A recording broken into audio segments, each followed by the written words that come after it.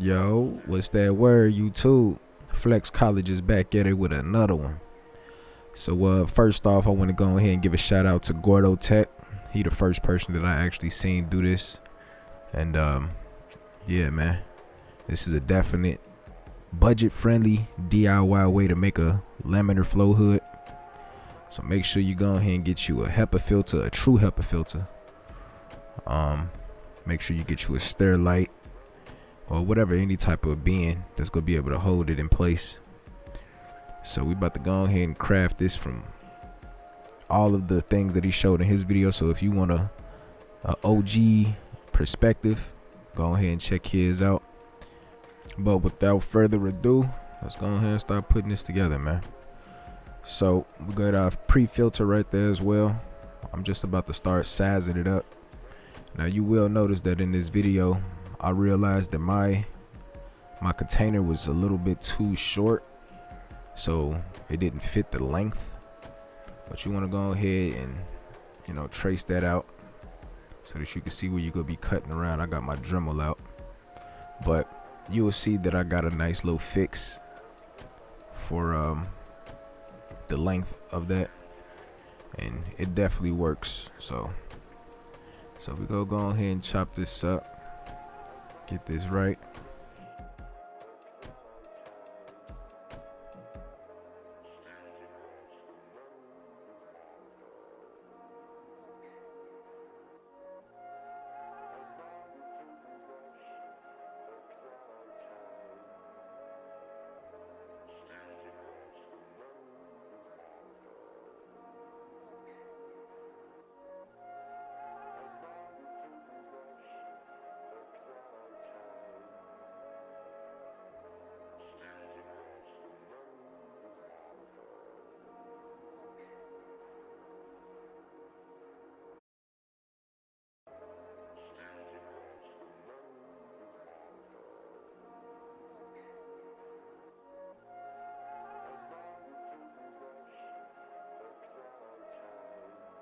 So after you get the front part cut out, you want to start going ahead and cleaning up some of that excess plastic that you see that's around. I got 180 grit sandpaper, but you can get a stronger one or a higher grit. This one was just the only one that I ended up getting because I actually thought I got 320, but I got the wrong one.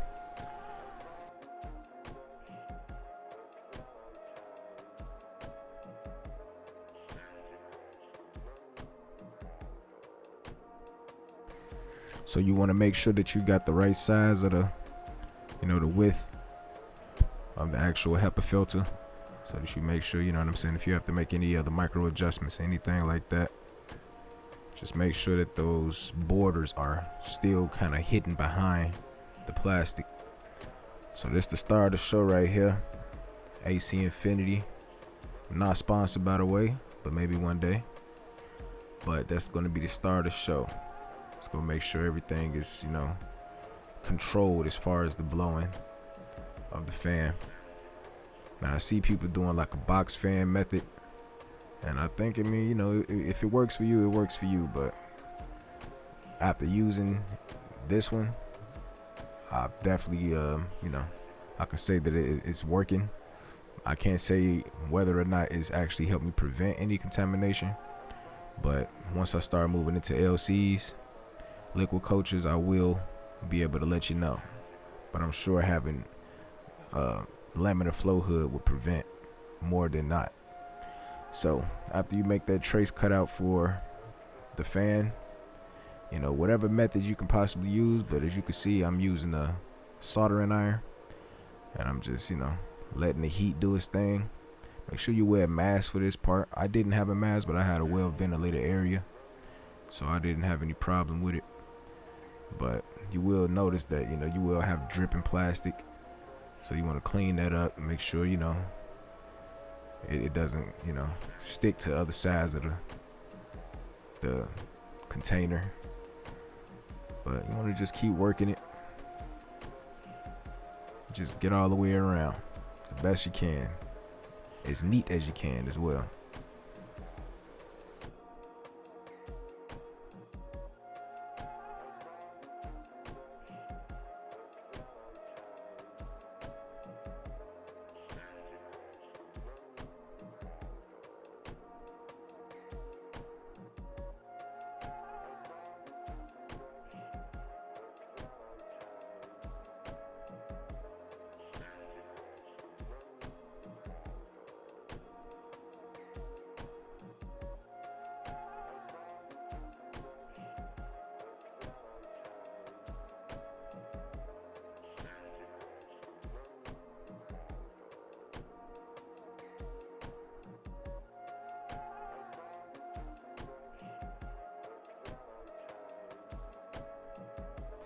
So go ahead and size that up same way.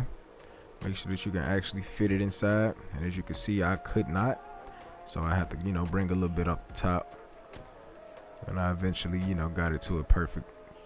It wasn't perfect, but you know, the silicone is gonna help fix all of that. You know, it ain't gotta be that pretty.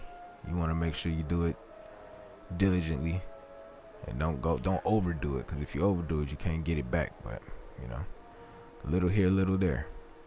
And as you can see, it's a little gap right there, but that's what that silicone go help out. So I got my little notches at the bottom for the screw holes. Use my soldering iron, and I sandpapered that down. Make sure it's nice and smooth. And now I'm scuffing it up a little bit so that silicone can stick. Use some 70% ISO to go ahead and clean it out. Make sure you're not having all these particles inside, because that's gonna blow right into your HEPA filter, and you know, eventually that's gonna clog it up with all the other stuff that is filtering out. So take those screws out, line it up. And this part, I actually edited it because, you know, it actually took me a while to figure this out. But you gotta use these brackets in the middle and kind of push them in. But I ended up figuring it out, lining it up correctly. Now it's nice and sturdy.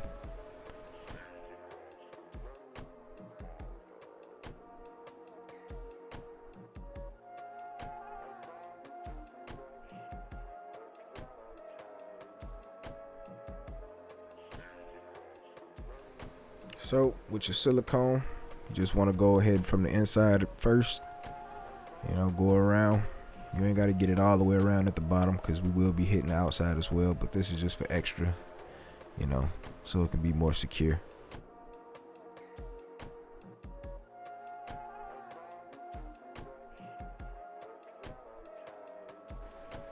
Now you can use gloves, you don't have to, but I decided to use gloves to go ahead and smooth it out and kind of have a nice little seal. So as we get the other side, we go do the same exact thing. Just go around. Now this one you can go around. You ain't got to be too shy with the silicone. You know, you can use as much of this stuff as you have to, as long as you just smoothing it out. It ain't got to be pretty. It's here for one job and one job only. So we go get these notches. Go cut these out for the cord.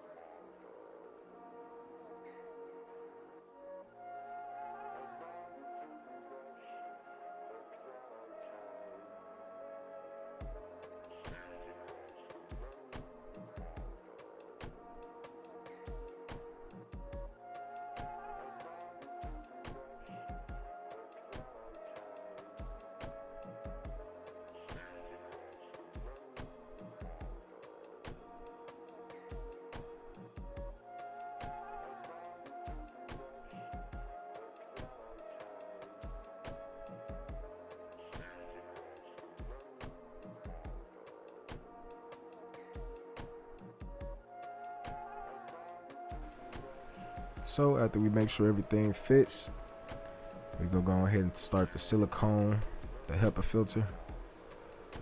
And after I do this, I'm gonna let it sit for about an hour. Then I'll come back, but you will notice the time jump, and change a wardrobe. Put a bead down there as well. Now I use some of that glue right there, the E6000, to put the pre-filter. I just went around the sides just the same way and just stuck that down so that the pre-filter goes right there. But this is where you might notice that I was saying earlier, as far as the HEPA filter was a little too tall, so I will be cutting out, you know, right there, and it seems to be working. Like I said, I'm getting laminar flow, nothing too crazy, but you gotta do what you gotta do. I should have got a bigger box, but I thought I got the right size. This was a 66 quart, and I would have been smarter to just bring the HEPA filter with me when I went to the hardware store. But you know, you live and you learn. But it works perfectly. But if you end up going through the same situation, just know you can just cut a nice little insert out so that the HEPA filter fits right there. Make sure you sand it down, no crazy loose pieces. And that fits perfectly. I was just getting all of these little pieces of plastic that end up hitting the HEPA filter. Make sure the pre-filter is stuck to the side, because once we start putting this all down, we're not opening it back up, because we go silicone this down as well. Make sure you go all the way around, get all your good sides. That's why you scuff it up with the sandpaper. And after we put that down, go around with it, make sure everything is airtight. And you will let this sit for about a few hours. And once you do let it sit for a few hours, then that's when you want to run it, so that you can see if you got any like air leakages. And then if you do see air leakages or feel air leakages, that's when you just put some more silicone in those spots, and that should take care of it. So like I said, man, shout out to GordoTEK. He got me right. Nice laminar flow. Now this lighter was kind of dying, and on top of that, this air, I still had the window open, so it might not look laminar, it might look turbulent, but I can say that I use this in the room that I do my growing, and for sure it's laminar flow. It's right there. You can see that towards the edges it's turbulent, but you get to that middle, it's nice and still, 45-degree angle. So shout out GordoTEK.